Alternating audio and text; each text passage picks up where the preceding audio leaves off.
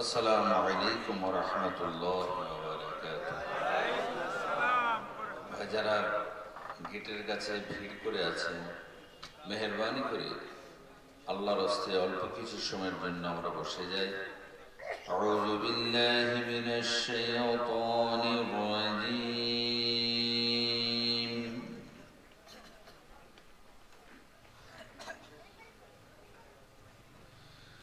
বিসমিল্লাহির রাহমানির রাহিম।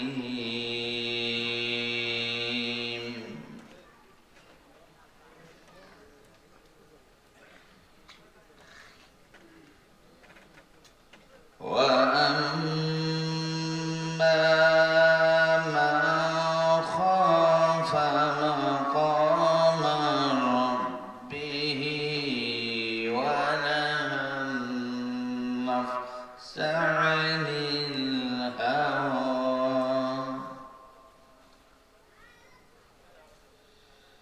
فإن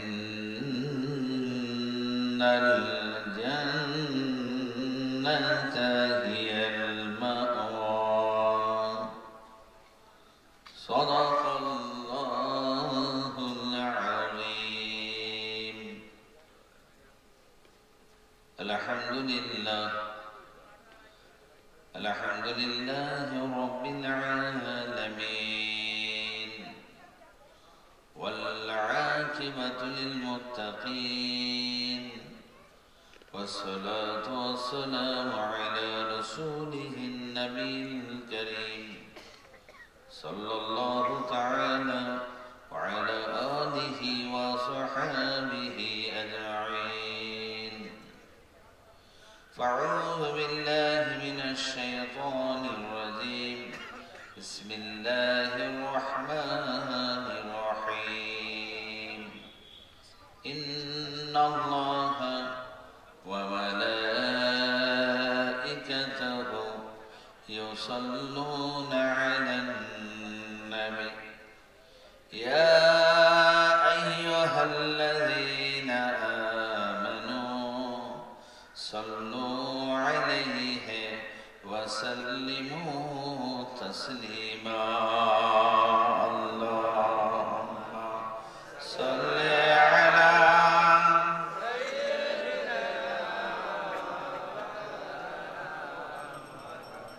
وعلى آل سيدنا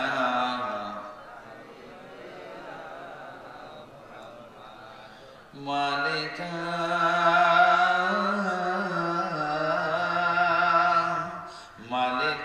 ذكر تو گویم کہ تو پاکی و سجائی نرم من بجا نرم من بجا نرم من بجا رہ کے تو رہبنائی مالکا صلی اللہ على محمد صلى الله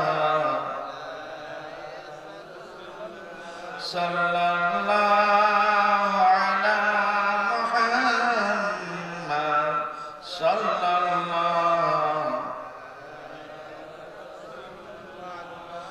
خدا نیمینی تو خدا وندے سنی تو خدا وندے زمینی تو خدا وندے سمائی تو کریمی تو رحیمی تو سمیعی تو بصیری تو عزی تو مذلی ملکا عرش بدائی مالکا بلغ العلا بكماله كشف الدجى بجماله حسنت جميع خصاله صلوا عليه وآله. اللهم صل على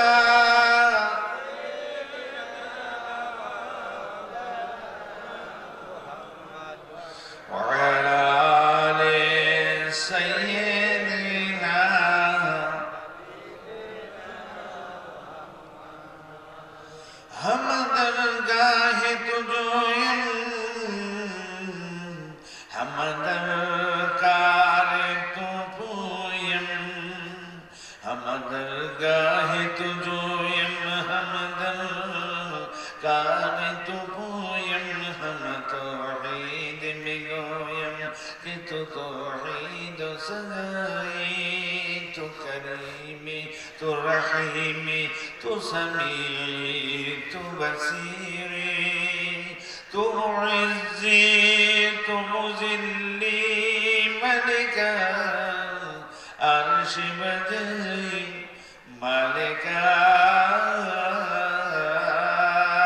बलगल उला बिकमालिही कशफत दुजा बिजमालिही हसनत जमीअ खिसालिही सल्लु अलैहि व आलिहि अल्लाहुम्मा सल्लि अला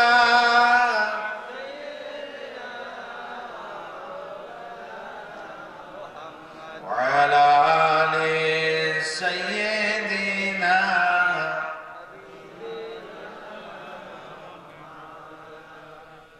আপনারা বহুবার শুনেছেন এই কবিতা, হাকিম সানাঈ রাহমাহুল্লাহর লেখা। 555 হিজরি মানুষ ছিলেন, যাকে আল্লাহ সালেহিনের দরজা ইনায়েত করেছিলেন। তিনি কে ছিলেন? তিনি একজন মস্ত বড় সুফি, খালি আলিম নন, মুহাদ্দিস নন, মস্ত বড় সুফি ছিলেন। তারই লেখা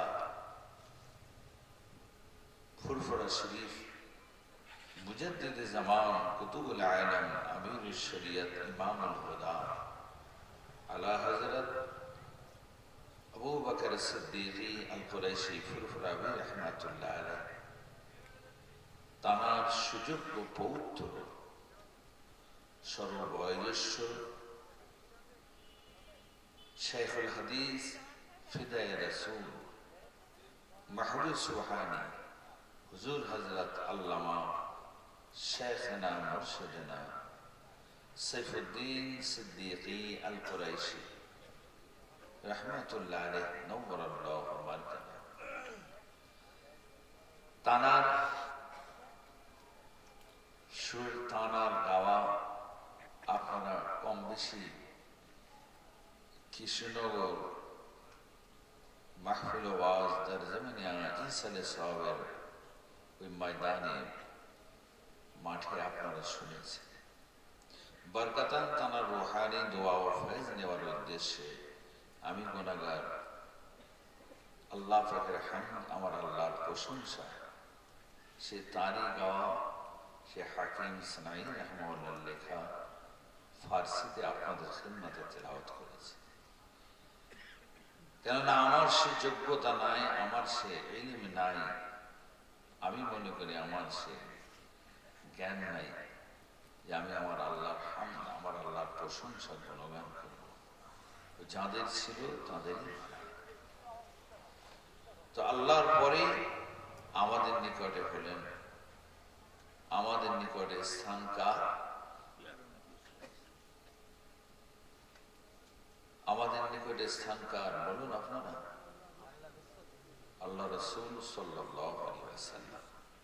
সংক্ষেপে সাল্লাল্লাহু আলাইহি ওয়াসাল্লাম। যখনই রাসূলুল্লাহ সাল্লাল্লাহু আলাইহি ওয়াসাল্লামের নাম মোবারক নেবেন, শুনবেন, একটু দুরূদ পড়ে নেবেন, সাল্লাল্লাহু আলাইহি ওয়াসাল্লাম। কি হবে? আপনি যদি আমার হাবিবের যদি সম্মানে, আদাবে, তাজিমান, মুহাব্বাতান, আদাবান যদি দুরূদ পড়া যদি আপনি অভ্যাস করেন, আল্লাহ এই আমলের বাদাওলাতে আপনাকে আমাকে নাজাত দিয়ে দেবেন, দিয়েছেন, তার প্রমাণও আছে, আমরা বহুবার শুনেছি। তো হযরত সে আমার আল্লাহ পাকের হাবিব, সৈয়দুল মুরসালিন, সৈয়দুল আম্বিয়া, শাফিউল মুজনবিন, রাহমাতুল লিল আলামিন,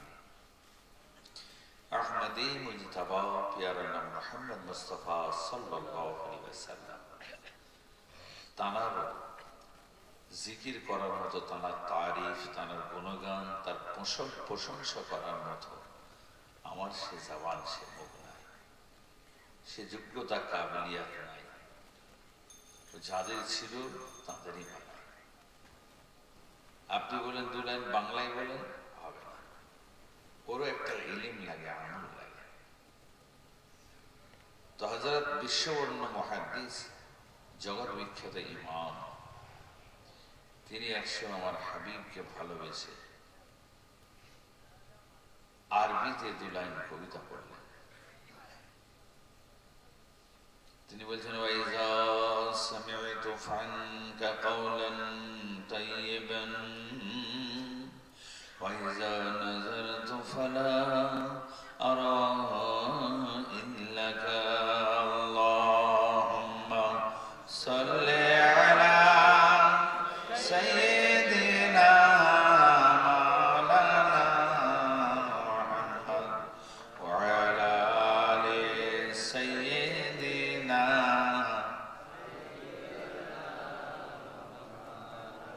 কত বড় কথা, কি মহব্বত, কি ভালোবাসা দেখে। নবী পাক সাল্লাল্লাহু আলাইহি ওয়াসাল্লামের শানে কত বড়, কি বলছেন তিনি? হযরত কাসিদায়ে নুমানের মধ্যে 2 লাইন কবিতা পাবেন। তিনি একসময় বলছেন, এই দুনিয়ার মানুষ, এই জগতের মানুষ, তোমরা শুনে রেখে দাও, জেনে রেখে দাও, আমি 4 ইমামের এক ইমাম, আমি ইমাম আযম আবু হানিফা রাহমাতুল্লাহ আলাইহি।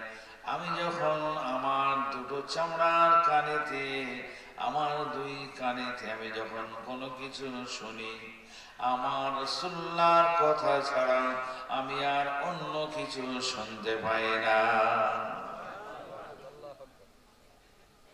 আবার বলছেন, ওয়াইজা সামি'তু ফানকা কওলান তাইয়িবান ওয়াইজা নাযারতু ফালা আরা ইল্লাকা। ও দুনিয়ার মানুষ, ও 4 ইমামের এক ইমাম, ইমাম আযম আবু হানিফা রাহমাতুল্লাহ আলাইহির সমসাময়িক কালের আলেম গণেরা, মুহাদ্দিস গণেরা, মুফাসসির গণেরা, আমি ইমাম আযম বলি, শোনো, আমি আমার চামড়ার 2 চোখেতে, আমি ইমাম যখন তাকাই, আমার চামড়ার 2 চোখেতে আমি আমার হাবিবকে ছাড়া আর অন্য কিছু দেখতে পাই না। জোরে বলেন সুবহানাল্লাহ, আল্লাহু আকবার। কত বড় কথা। হযরত জাহিরি মোল্লারা এখন ফতোয়া দিয়ে দেবে, বলে ওই দেখো শিরকি কথা বলে দেবে। বলে কি? বলে নবীর আওয়াজ ছাড়া আমি কিছু শুনি না, নবীকে দেখা ছাড়া আমি অন্য কিছু দেখতে পাই না। রাসূল পাক সাল্লাল্লাহু আলাইহি ওয়াসাল্লাম তিনি তো ইন্তেকাল হয়ে গেছে, কেমন দেখেন? তাহলে তিনি কি বলবেন তার কথাটা? তিনি কি হাদিস পড়েন নাই? তিনি কি কোরআন পড়েন নাই? হযরত 4 ইমামের এক ইমাম, আপনি বলবেন আমি তো ইমাম আযম আবু হানিফা হতে পারবো না, আমি ইমাম আযম আবু হানিফার সমতুল্য সমকক্ষ তো আমরা হতে পারবো না। তার নিচে নেমে আসেন হযরত শেখ সাদি রাহমাতুল্লাহ আলাইহি। তিনি এক সময় আমার হযরত জিবরাইল আলাইহিস সালাতু ওয়াস সালামের কথাটাকে ফারসি কবিতার মাধ্যমে তিনি লিখছেন। এক সময় নবীকে ভালোবেসে তিনি লিখতে শুরু করলেন, अगर एक सरमोए बरतर पर रोज़े तजल्ला बसो जद परम चियस्वत कुनल सादिए ना तमाम अलैका सलाम नबी सलाम अल्लाहुम्मा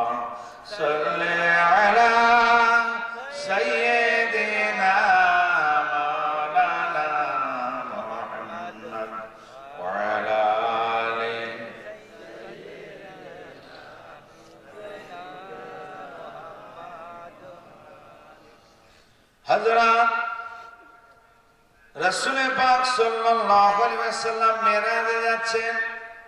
জিবরাইল আলাইহিস সালাতু ওয়াস সালাম আমার রাসূলুল্লাহর সঙ্গে রয়েছেন।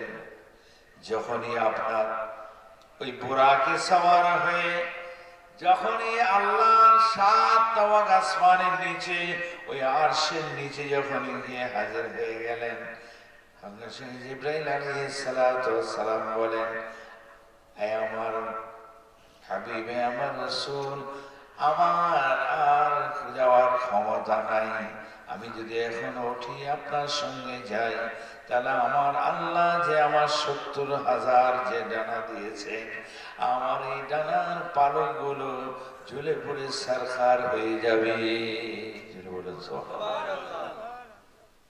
ফার্সিতে কবিতার মাধ্যমে হযরত ওই জিবরাইল আলাইহিস সালাতু ওয়াস সালামের কথা থেকে শেখ সাদি রহমাতুল্লাহ আলাইহি, अगर एक सरमुए बरतर परम फरोगे तजल्ला बसो जद परम।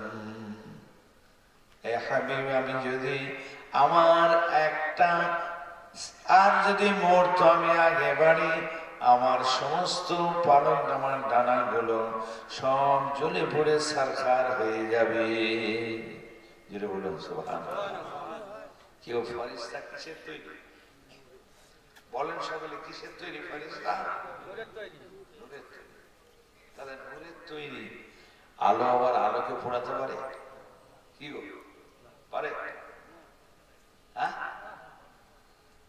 আরে আপনি আগুন আবার আগুনকে পোড়াতে পারে? কি বলেন? হ্যাঁ হযরত, আপনার মালায়েকা ফেরেশতা কি বলছেন যে আমি যদি আর এক কদম বাড়ি, আমার সব জ্বলে পড়ে সারখার হবে। ব্যাপার কি বলুন তো? আর আমার নবী কি ছিলেন? বর্তমান আলেম, ওলামা, মুহাদ্দিস, ফকিহ, ফুকাহা বলছেন মানুষ ছিলেন। যেটা বলুন নাউজুবিল্লাহ। উনি মানুষ ছিলেন, উনি মাটির তৈরি। তো আমার নবী যদি মাটির তৈরি হন, মালায়েকা ফেরেশতা বলছেন আমি জ্বলে পড়ে সারখার হয়ে যাবো, নূরের তৈরি, তাহলে আমার নবী পাক সাল্লাল্লাহু আলাইহি ওয়াসাল্লাম যদি মানুষ হন, তাহলে তিনি উঠবেন কি করে? হ্যাঁ, হযরত জিবরাইল আলাইহিস সালাতু ওয়াস সালাম কে আমার রাসূলুল্লাহ বলেন, ও ভাই জিবরাইল, আমি কি করে যাব?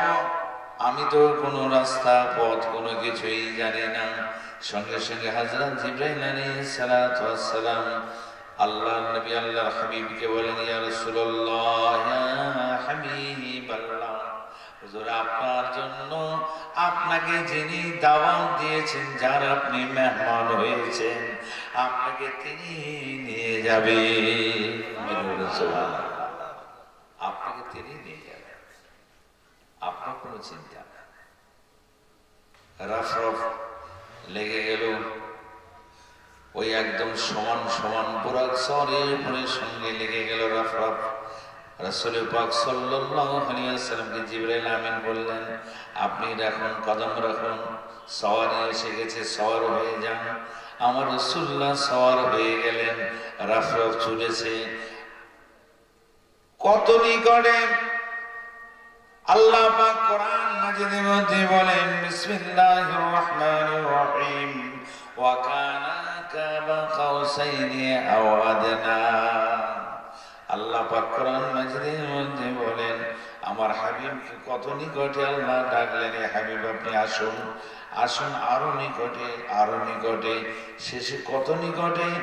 ওই মুহাদ্দিসিনে কেরামেরা আয়াতের তাফসীরে মুফাসসিরিনে কেরামরা লিখছেন, যেমন ধনুকের আপনার ধনুক তৈরি করার পরে ধনুকে যারা তীর ব্যবহার করেন, ওই আপনার সিডিল কাজ, সিডিল টাইপ যারা আমাদের দেশে আছে, ওই সাঁওতাল সম্প্রদায়, তাদের এখনো পর্যন্ত কম্পিটিশন চলে।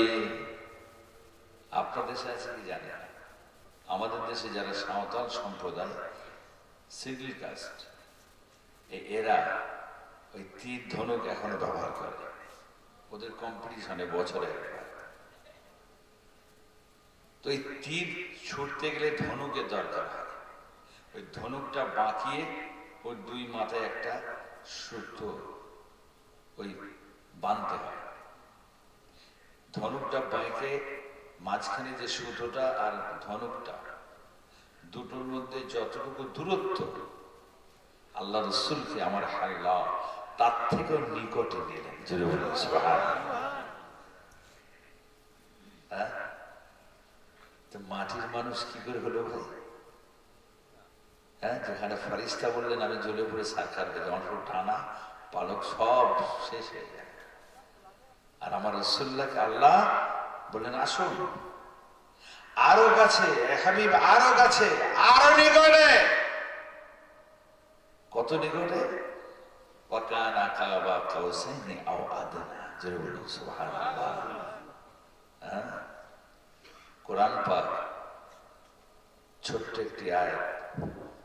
আপনাদের রাত হয়ে গেছে, ঠান্ডার সময়, বেশি নয়, সংক্ষেপে দু একটি কথা। তাহলে আজকে কি করে গেলেন তিনি? মানুষ যদি হোম রেজাল নাহনু রেজাল, তাহলে আমরা যেতে পারছি না কেন? কি বলবো? কোন ডক্টরেট এখনো পর্যন্ত ওই জায়গায় ভ্রমণ করেছে? সওয়ার হয়েছে? হ্যাঁ, ওই জায়গায় পৌঁছেছে?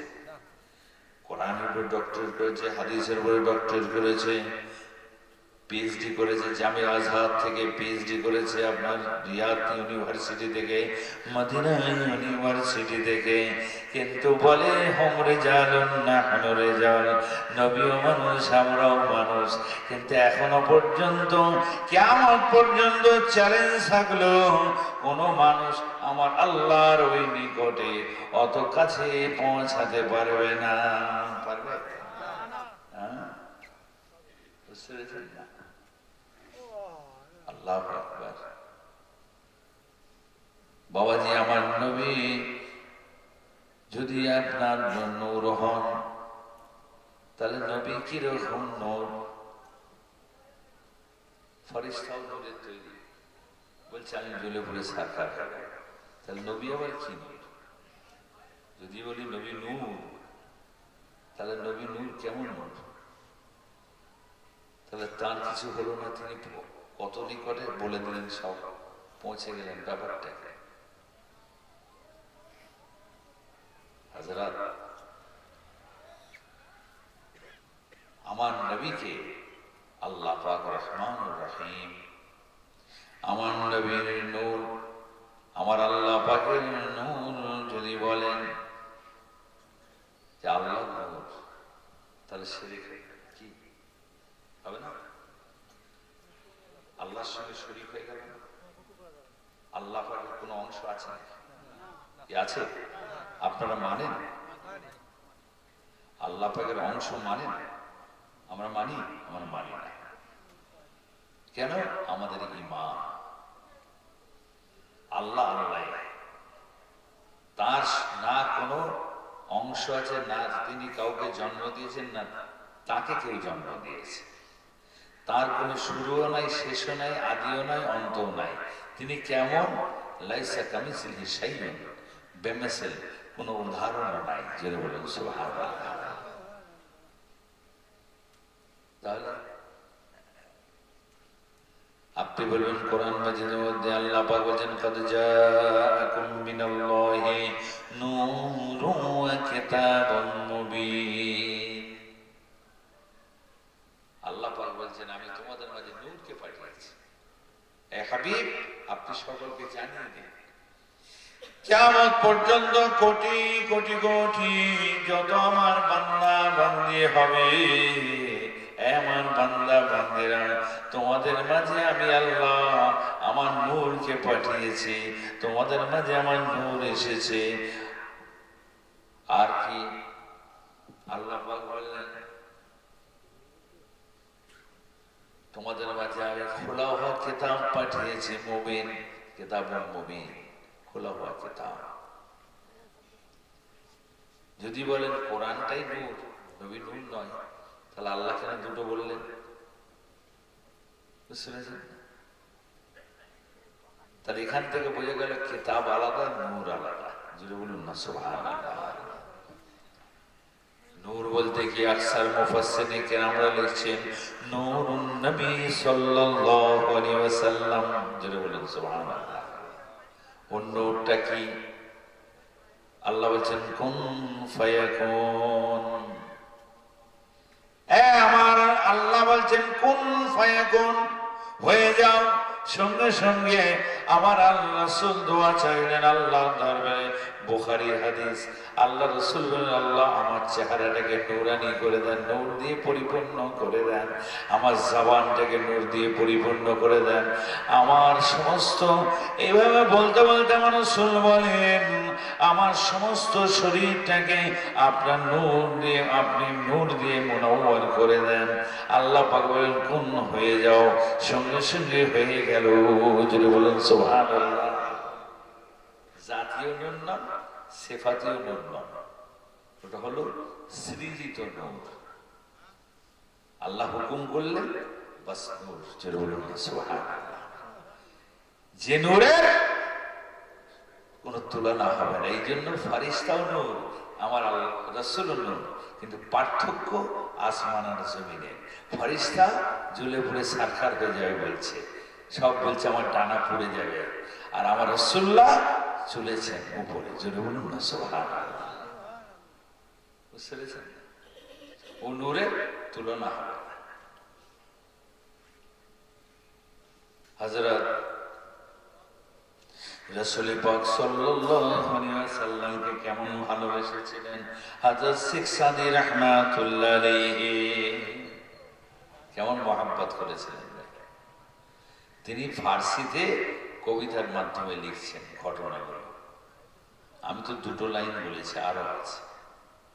আপনি বলুন তো শেখ সাদী রাহমাতুল্লাহ আলাইহি বলেছেন আপনার ঘরের মানুষ কলিকাতার দিল্লিওয়ালা গোরস্থান মুন্সিপাড়া লেনে শুয়ে আছেন। যদি কোনো সময় ও জওয়ান যুবকেরা সিলসিলায়ে ফুরফুরা শরীফের মহব্বতের ভালোবাসার জওয়ানেরা, যুবকেরা, বয়োজ্যেষ্ঠ মুরব্বিন একরাম বাবাজিরা যদি কোনো সময় যান কলকাতার বুকেতে মুন্সিপাড়া লেনে চলে যাবেন, দিল্লিওয়ালা গোরস্থানে শায়িত আছেন রাসূলের নমা কুতুবুল ইরশাদ হযরত শাহ সুফি পীর আল্লামা হযরত ফতহ রিভাইসি রাহমাতুল্লাহ আলাইহি শুয়ে আছেন।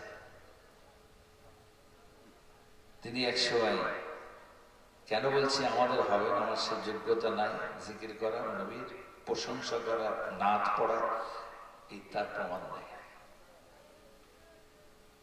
হযরত আমার এই পর্দাদা পীর রাসূলের নওয়া মাতৃভাষা ছিল বাংলা, বাংলার মানুষ ছিল, মাদ্রি জবান ছিল বাংলা। এই চট্টগ্রামে ওনার জন্ম, যেখানে জন্মস্থান আমি নিয়ে গেছি, ওখানে একটা মহিলা মাদ্রাসা হয়েছে লোহাগড়া। চট্টগ্রাম থেকে প্রায় ধরেন না কম বেশি 150 থেকে 250 কিলোমিটার রাস্তা। ওই কর্ণফুলী নদী পার হয়ে যেতে হয়। তো যাই হোক, ওখানে হলো ওনার জন্মভূমি। আর শুয়ে আছে কলিকাতায় মানিকতলা মুন্সিপাড়া লেনে দিল্লিওয়ালা গোরস্থান। তো হযরত ফতহ রিভাইসি রাহমাতুল্লাহ আলাইহি রাসূলকে ভালোবেসে মহব্বত করে একসময় তিনি কবিতা লেখা শুরু করলেন। যে কবিতাটা জগৎ বিখ্যাত পারস্য কবি হাফেজ সিরাজি রাহমাতুল্লাহ আলাইহি এইরকম মোটা দেওয়ানে হাফেজ লিখলেন, কিন্তু হযরত ওই পর্দাদা পীর রাসূলের নমা কুতুবুল ইরশাদ ফতহ রিভাইসির কবিতার সঙ্গে আর হাফেজ সিরাজের সঙ্গে পার্থক্য আসমান আর জমিনের হয়ে যায়। পারস্য দেশের মানুষ, জবান হলো ফার্সি, মাদ্রি জবান হলো ফার্সি, কবিতা লিখছেন, কিন্তু ওনার ওই ফার্সিতে লেখা কবিতা আর বাংলার মাতৃভাষা হলো বাংলা, কিন্তু এত ফার্সিতে মাহির ছিলেন, এমন ভাষা, এমন শব্দ, এমন ছন্দ মিলালেন, যেটা আজও কলিকাতার ইরান সোসাইটি গবেষণা করে চলেছে। বাপ রে বাপ, কি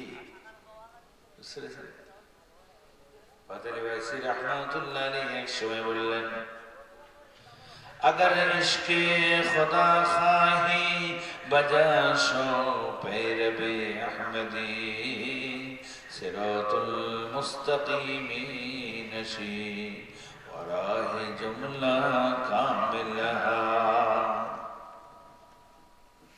ओ दुनियार मानुष, তোমরা যদি ইশকে খোদা যদি হাসিল করতে চাও, তাহলে তোমরা দিল জান দিয়ে আমার রাসূলুল্লাহর पैरवी করো। আমার রাসূলুল্লাহর पैरवी করলে কি হবে? আমার রাসূলুল্লাহকে মোহাম্মত করলে কি হবে?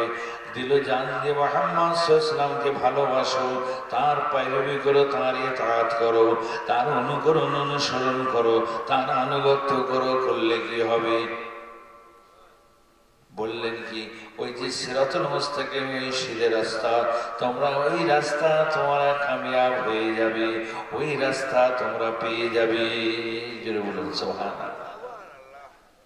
তোমরা ওই রাস্তা পেয়ে যাবে যদি তোমরা ইশকে মাওলা হাসিল করতে চাও, তাহলে আমার রাসূলুল্লাহর पैरवी করো। আর রাসূলুল্লাহর पैरवी করলে ইশকে মাওলা খালি হাসিল হবে না, তার সাথে সাথে ওই সিরাতুল মুস্তাকিম, ইহদিনাস সিরাতাল মুস্তাকিম রোজ পড়ছেন, আল্লাহ আপনাকে আমাকে হেদায়েত দান করুন ওই সিধে রাস্তার উপরে। আল্লাহ বলছেন, হযরত ফতেহ আলী ভাইসি বলছেন, তোমরা ওই হেদায়েতের রাস্তা পেয়ে যাবে, হেদায়েত হয়ে যাবে। জোরে বলুন সুবহানাল্লাহ। তাহলে দেখেছেন, এবার কি বলবেন? কেন আপনারা যারা এসেছেন আজকে, এখনো যারা বসে আছেন, আপনারা সিলসিলায়ে ফুরফুরা শরীফের মানুষ, মুজাদ জামানের মহব্বতের ভালোবাসার মানুষ, হুজুর কিবলা গণেদের বড় মহব্বতের মানুষ। তার প্রমাণ আপনাদের উপস্থিতি, আপনাদের হাজিরি। আজকে ঠান্ডা একটু পড়েছে, কিন্তু আপনার দূর দূরান্ত থেকে এসেছেন, সব বসে আছে একদম খাঁটি নির্ভেজাল। যত আগড়া ছিল সব উড়ে গেছে, আর যেটা আছে একদম পরিপূর্ণ ধান, খাঁটি, কোনো ভেজাল নাই। যেটা বলুন না সুবহানাল্লাহ। আর আগড়া যেটা সে সব উড়ে গেছে, বুঝতে পেরেছেন না? ধানের আগড়া হয় জানেন তো আপনারা? হ্যাঁ, চিটা দেখতে লাগে বিশাল বড়, এরকম ফেরি করা আছে। যখন কুলে করলে ডালতে থেকে আর হাওয়া মারতে থেকে কুলে করে উড়ে উড়ে উড়ে দেখা যায় চারিদিকে হাওয়া চলে গেছে, বুঝতে পেরেছেন না? তো এই যে আপনাদের ভালোবাসা, এই যে মহাব্বত আপনারা বেসেছেন, কোথা থেকে পেলেন? দলিল আপনাদের আপনার প্রিয় মুর্শিদ কেবলা, চার ইমামের এক ইমাম, ইমাম আযম আবু হানিফা রাহমাতুল্লাহ আলাইহি, এদের কাছ থেকে আমরা শিক্ষা পেয়েছি। জোরে বলুন সুবহানাল্লাহ। এরা মূর্খ ছিলেন না, আমাদের পীর মুর্শিদ কেবলা গুলো, তারা মূর্খ ছিলেন না, জাহিল ছিলেন না, তারা অজ্ঞ ছিলেন না। তারা যেমন জাহিরি দিকে সাগর ইলমের, আবার বাতিনি দিকেও সাগর। হাদিসের পরিবেশে তারা যেমন ইলমুল লিসানের দিকে ছিলেন সাগর, আবার ইলমুল কলবের দিকেও ছিলেন সাগর। জোরে বলুন সুবহানাল্লাহ। পরিপূর্ণ। তার প্রমাণ তাদের লেখায় লেখেন। হযরত, এই যে সম্পর্ক আপনারা রেখেছেন, রাখবেন, খবরদার থাকেন, অসুবিধা কি আছে? একজন বলছে, আবার আল্লাহ আল্লাহ রসুল বলছেন, আবার সেখান থেকে আবার চলে এলো। দেখেছ? হ্যাঁ, ভুল করার মানুষ তো, ও খায় দায় তত্ত্ব কথা বলে না, সেই বাপ দাদার ঘটনা ছাড়া কিছু নাই। কি শুনবি খালি? এতক্ষণ কি সুন্দর হচ্ছিল বলবি, আর এখন উঠি দেখছিস সেই বাপ দাদা। ওই মেয়া কি করবো, তোমাদের কপাল ফেলে গেছে, তুমি যদি হিংসা করো আমার তো কিছু করার নাই, তুমি যদি বলো আমার তো কিছু করার নাই। তোমার বাপ দাদাকে আল্লাহ করেন নাই, আমার বাপ দাদা আমার পূর্বপুরুষের আলাপ আলোচনা মানে ওটা কোরআনের আলোচনা করা হয়। হাদিস খালি নাই, কোরআন। আপনি বলবেন, মুখে বলে দিলেন হয়ে গেল, কোরআনে কি আছে? শুনুন, হযরত ইমাম জুনায়েদ বাগদাদী রাহমাতুল্লাহ আলাইহি বাগদাদের জমিনে শুয়ে আছে। হযরত ইমাম জুনায়েদ বাগদাদী বাগদাদের জমিনে ওয়াজ করছেন, যেমন আমি আপনাদের মাঝে আজকে করছি, সব আপনারা বসে আছেন, ঠিক এরকম পরিবেশ, কাতারে কাতারে সব বসে আছে। ইমাম জুনায়েদ বাগদাদী ওলি আউলিয়া মাহবিন সালিহিন এদের কথা আলাপ আলোচনা করছে, ওয়াজ করছেন কি ওলি আউলিয়াদের কিসসা কাহিনী ঘটনা।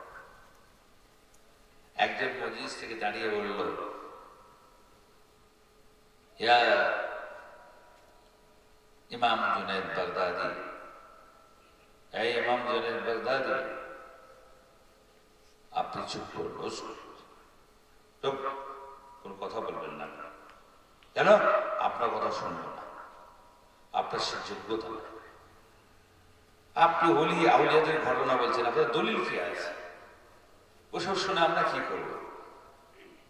কোরআন বলবেন, হাদিস বলবেন, আল্লাহ আল্লাহ রাসূলের কথা বলবেন। এই ওলি আউলিয়াদের ঘটনায় কি আপনার দলিল আছে কিছু কোরআন থেকে? আগে দলিল দেন, তারপর আপনার ওয়াজ শুনবেন। যেমন এখন কিছু আছে বলে দেখবেন, চাখানার মুহাদ্দিস সাহেব, মুফতি সাহেব, মুফাসসির সাহেব বলে, আগেও ছিল, এই যুগ যুগ ধরে ইতিহাস চলে আসছে। যেমন আপনারা ভালোবেসে ছুটে এসেছেন, এরও যেমন ইতিহাস আছে, আর এই সমালোচনা করনেওয়ালা বলনেওয়ালা তাদেরও ইতিহাস আছে। যখন এই কথা বলেছে ইমাম জুনায়েদ বাগদাদী মুখের দিকে তাকালেন, কোনো রাগ করলেন না, বলতে পারতেন এই ধরে নিয়ে আসো, নাউযুবিল্লাহ। তার দরবারে কোনো খলিফা, খোলাফা, মুরিদ, মুহিব্বিন কেউ উঠে দাঁড়ালো না। কি আদর্শ, কি শিক্ষা দেয়। সঙ্গে সঙ্গে হযরত ইমাম জুনায়েদ বাগদাদী রাহমাতুল্লাহ আলাইহি কোরআন পাক শুরু করলেন তেলাওয়াত। বিসমিল্লাহির রহমানির রহিম। ওয়া কুল্লান নাকুসসু আলাইকা মিন আনবাইর রাসূলি মা নুসাব্বিতু বিহি ফুআদাকা ওয়া জাআকা ফি হাযিহিল হাক্কি মাউইযাতুন ওয়া যিকরা লিল মুমিনিন। সকলে বলুন আল্লাহু আকবার। জোরে বলেন আল্লাহু আকবার, সুবহানাল্লাহ। হযরত ইমাম জুনায়েদ বাগদাদী এই আয়াত তেলাওয়াত শুরু করে দিলেন। এই আয়াতটা শেষ হয়ে গেল, ইমাম জুনায়েদ বাগদাদী শুরু করলেন আবার, ও ইমাম